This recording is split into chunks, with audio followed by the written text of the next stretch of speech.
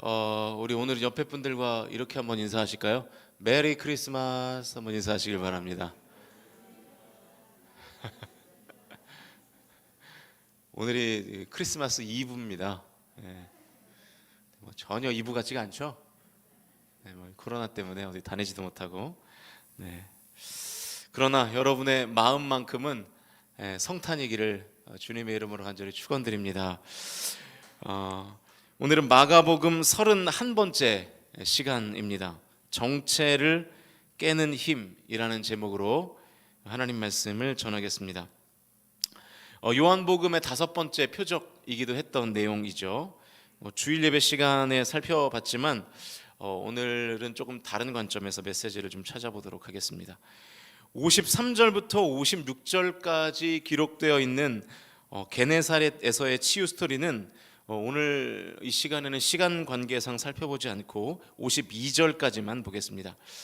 어제도 그랬지만 오늘 내용도 잘 아시는 내용입니다. 오병이어의 기적 사건이 끝나고 예수님께서 풍랑을 잠재우시고 무리를 걷는 기적을 일으키시는, 요한복음으로 말하면 5번째 기적에 해당하는 내용입니다.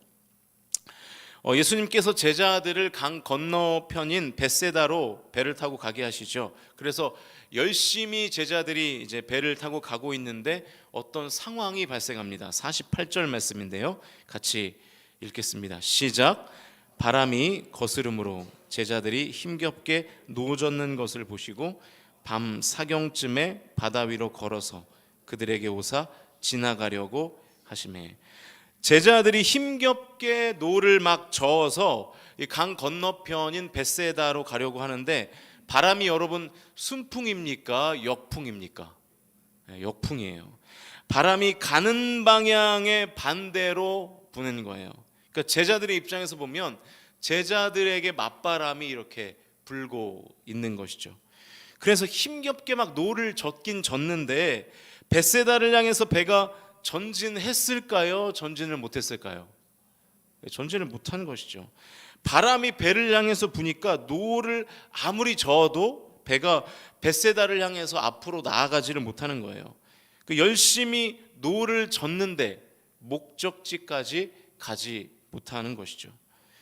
여러분, 이 오늘 본문의 이 제자들의 상황이 어쩌면 우리의 상황인지도 모르겠어요. 나는 열심히 사는데 내 인생의 발자국은 한 걸음도 전진하지 못하는 거예요. 진보하지 못하는 거예요. 정체되어 있는 것 같은 거예요. 힘겹게 노를 젓는데 나는 여전히 제자리에 머물러 있는 것이죠. 이상하게 막혀 있어요. 아무리 노력해도 이 정체를 깰 수가 없는 거예요. 가진 것을 모두 다 동원해도 그 일이 해결되지 않는 것이죠. 나는 정말로 열심히 노력하는데 해결될 기미가 보이지 않는 거예요. 여러분, 이럴 때 우리가 기억해야 될 것이 있습니다. 우리의 인생이 정체되어 있는 상황은 사인이에요. 메시지예요. 그러면 어떤 사인이고 어떤 메시지일까요? 예수님이 필요하다는 사인인 줄로 믿습니다. 예수님께 도움을 구해야 된다는 메시지가 그 상황에 담겨 있는 것이죠. 그런데 교회를 다니면서도 대부분의 성도들이 그걸 잘 몰라요. 여전히 그냥 힘겹게 노만 젓는단 말이죠. 주님께 나아가지 않고 주님께 기도하지 않는 거예요. 여전히 내 머리, 내 소유, 내 능력을 의지해서 그냥 힘겹게 노만 젓는 인생을 사는 것입니다. 아무리 내가 큰 노를 가지고 있어도, 금으로 태가 둘려진 노를 가지고 있어도 역풍이 불면 아무런 소용이 없는 것이죠. 바람이 목적지와 반대 방향으로 부는데 노가 아무리 좋은들, 노가 아무리 튼튼한들 그게 무슨 소용이 있겠습니까? 여러분, 혹시 여러분의 삶이 정체되어 있습니까? 예수님을 구하실 수 있기를 주님의 이름으로 간절히 축복합니다. 예수님이 오셔야 내 삶의 정체가 깨질 줄로 믿습니다. 51절을 보시죠. 51절. 배에 올라 그들에게 가시니 바람이 그치는지라 제자들이 마음에 심히 놀라니. 예수님이 오시니까 바람이 어떻게 됐어요? 그쳤어요.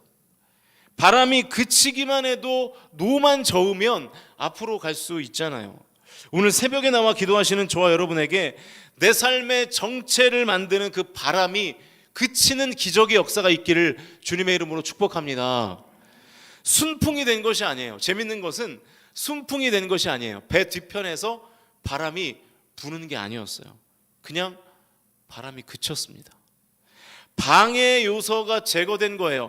플러스가 된 것이 아니라 마이너스가 제거된 상태가 예수님이 왔더니 그런 상태가 된 것입니다.